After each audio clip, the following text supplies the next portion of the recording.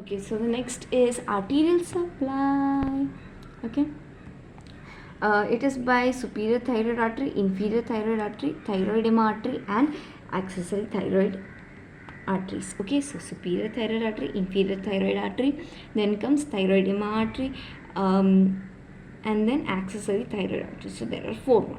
The superior thyroid artery, it is a branch of external carotid artery. External carotid artery, this is a branch of external carotid artery, and then this accompanies the external laryngeal nerve. What does it accompany? It accompanies the external laryngeal nerve. Now the upper 1/3 of the lobe is related to the lower half of the isthmus. Okay, it supplies the upper half 1/3 of the lobe and the upper half of the isthmus. Then comes inferior thyroid. This is a branch of thyrocervical trunk, the first part of the subclavian artery. Okay, so thyrocervical trunk. Sorry, I was remembering the third part of the vertebral artery, but it is also from the first part of the subclavian artery. So the thyrocervical trunk from the first part of the subclavian artery, inferior thyroid artery, and it accompanies recurrent laryngeal nerve.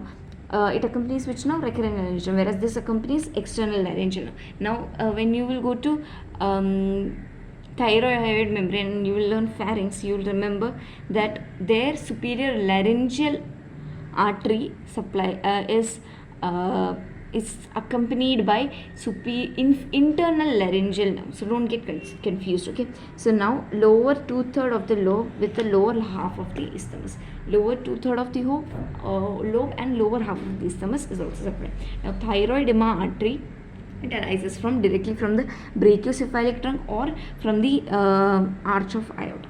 Then comes accessory thyroid artery. This is tracheal and esophageal arteries. Okay, tracheal and esophageal arteries are present. Okay, as you can see, yeah, tracheal and esophageal arteries. Now venous drainage: superior thyroid vein, inferior thyroid vein, middle thyroid vein of Cauchy.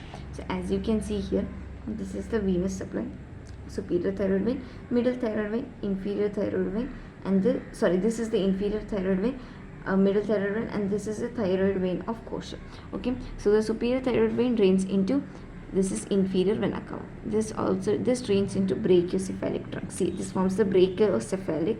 This forms the venous plexus around the isthmus and drains from the thyroid gland into the inferior thyroid vein, and from the inferior thyroid vein it is drained into the left brachiocephalic trunk. Left brachiocephalic trunk. And then the middle thyroid vein also drains into the inferior jugular vein, internal jugular vein, and the thyroid vein is also of Cauchy is also draining into internal jugular vein. Then the lymphatic drainage: the upper groups, they drain into the upper cervical, deep cervical lymph nodes, and lower group drains into lower deep cervical lymph nodes. Lower deep cervical lymph nodes, the other one drains into upper deep cervical lymph nodes. This lower group drains into lower deep cervical lymph nodes. And the nerve supply is by parasympathetic and sympathetic. Sympathetic is by all three ganglia: superior, middle, and inferior cervical sympathetic ganglia. It is by from all three ganglia, and parasympathetic is through vagus and recurrent laryngeal nerve. Vagus and recurrent laryngeal nerve. Vagus and recurrent laryngeal nerve. In my next video, I will be doing relations of the thyroid gland and relations of the isthmus.